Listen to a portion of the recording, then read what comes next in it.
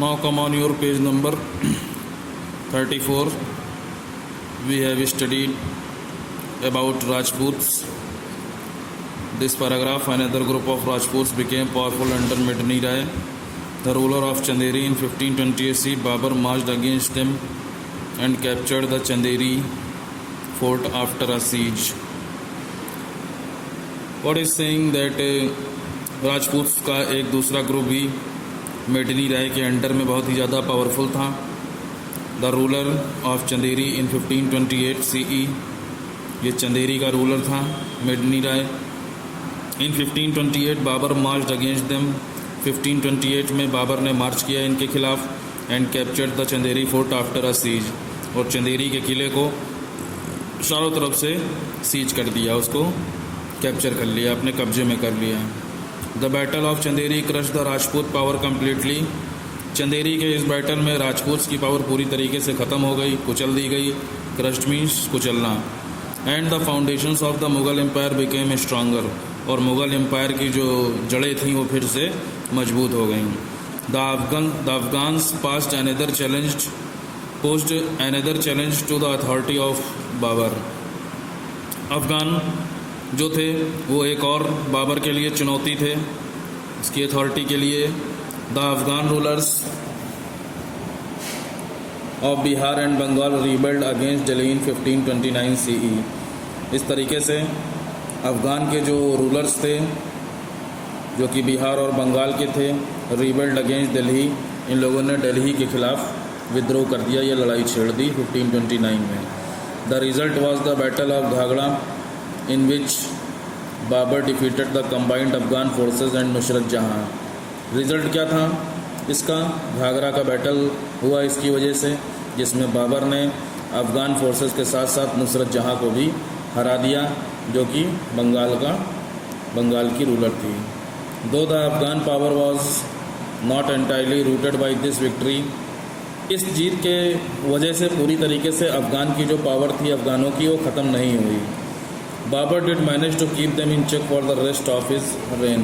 बाबर ने ये व्यवस्था बना रखी थी कि वो लगातार उनको अपने शासनकाल में चेक करता रहता था. बाकी के रेन में, बाकी के शासनकाल में उनके ऊपर एक चेक लगाया रहता था. Babur was skilled general and an efficient strategist. Babur एक बहुत ही हुनरमंद जनरल था, यानी सेना नायक था.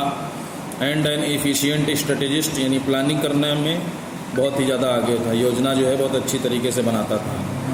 ही डिफीटेड द लोधीज. इसने लोधियों को हराया, राजपूतों को हराया, अफगानों को हराया. Despite having a smaller army, बावजूद इसके कि उसके पास बहुत ही छोटी सेना थी, तब भी उसने इतने सारे लोगों को हराया. Within the short span of 4 years he established a vast empire in India. बहुत ही थोड़े समय में ही उसने भारत में एक बहुत बड़े साम्राज्य की स्थापना करी. At the time of his death, the Mughal rule was extended from Kabul in the west to Bihar in the east and from the foothills of the Himalayas in the north to Gwalior in the south.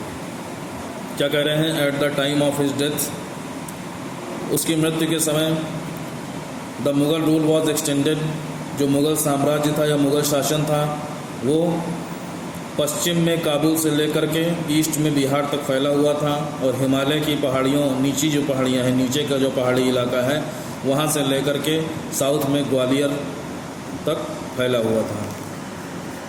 In order to secure his empire, अपने साम्राज्य को सुरक्षित रखने के लिए Babur had to continuously engage himself in battles. Babur लगातार लड़ाइयों में अपने आप को शामिल रखता था. Therefore he did not have enough time to consolidate his empire और form a well structured administrative system. यही वो वजह थी जिसकी वजह से वो अपने साम्राज्य को एक नहीं कर पाया था, और अपना जो एडमिनिस्ट्रेटिव सिस्टम था यानी जो राजकाज था उसको वेल स्ट्रक्चर्ड यानी अच्छी तरीके से उसको बना नहीं पाया था. वेल स्ट्रक्चर्ड यानी जो बनावट थी, जो स्ट्रक्चर था एडमिनिस्ट्रेशन का, वो पूरी तरीके से कंप्लीट नहीं हुआ था, क्योंकि हमेशा लड़ाइयों में ही बिजी रहता था. However he possessed much strength of character and did not let the Ulema interfere in the matters of the state.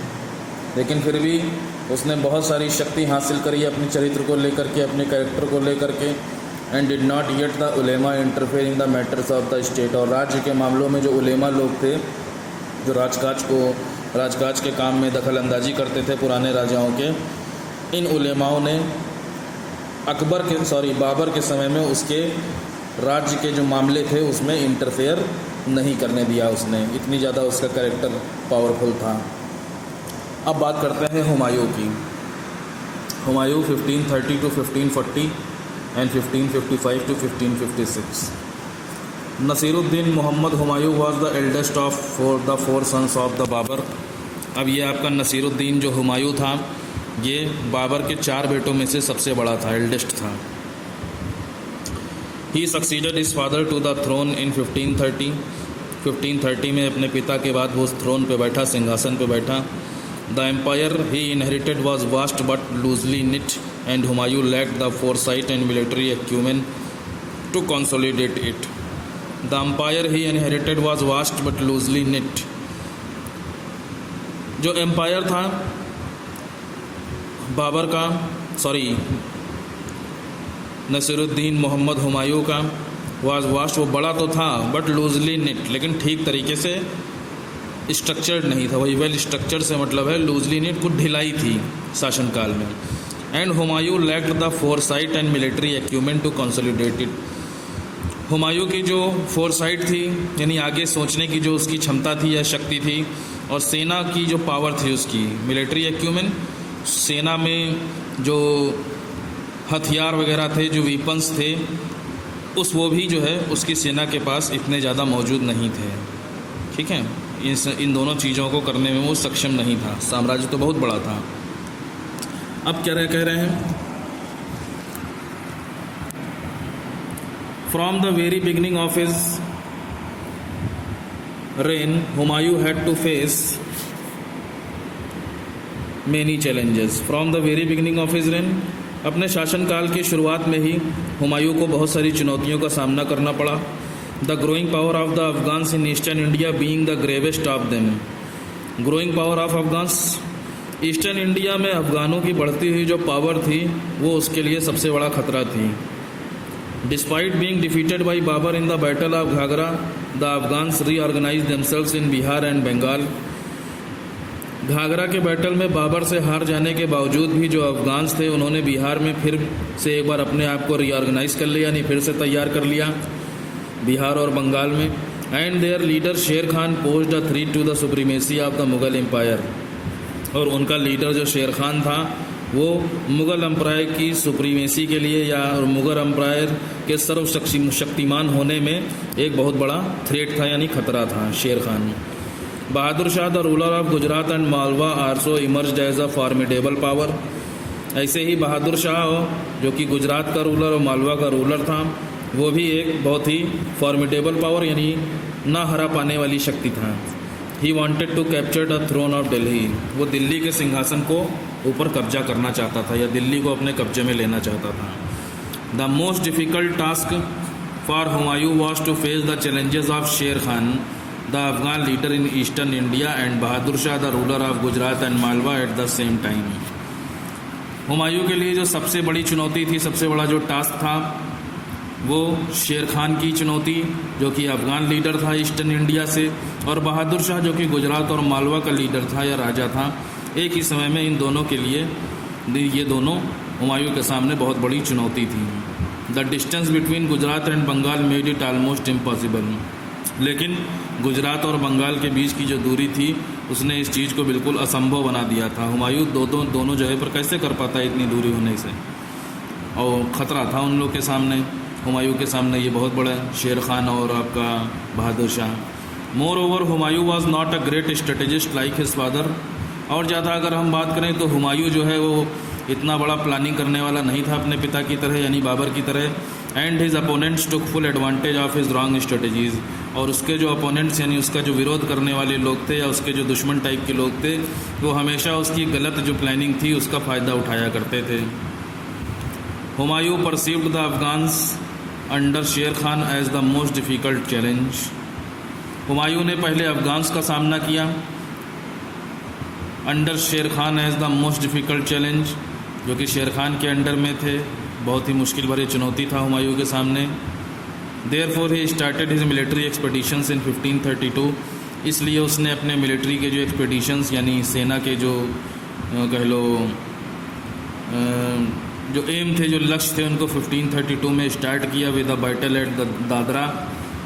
Dadra के बैटल के साथ ही 1532 में उसने स्टार्टिंग किया इसकी, where the Afghan forces were defeated, जहाँ पर अफगान की सेनाओं को हरा दिया गया। Next he laid a siege to the Chunar fort. अगला जो उसने बैटल किया, उसने चुनार का जो किला था उसको कब्जे में ले लिया। आई strong hold of Sher Khan, वो भी शेर खान का बहुत ही मजबूत जगह थी चुनार फोर्ट जो था, which the latter was ultimately allowed to keep in return for proclaiming loyalty to the Mughals. वो तब देने के लिए कहा गया कि जब आखिरकार मुग़लों की जो लॉयल्टी है, मुग़लों की जो शान व शौकत है या उनकी जो रुतबा है उसको प्रोक्लेम ना कर ले, यानी उसको मान ना लें, तब तक जो है उसको चुनार फोर्ट को कब्जे में ले लिया हुमायूं ने, ठीक है। और तब तक नहीं देने के लिए कहा जब तक कि मुग़लों की अधीनता ना स्वीकार कर लें, यानी उनके अंडर में ना आ जाएं शेर खान, तब तक कि चुनार फोर्ट को उसने अपने अंडर में रखा।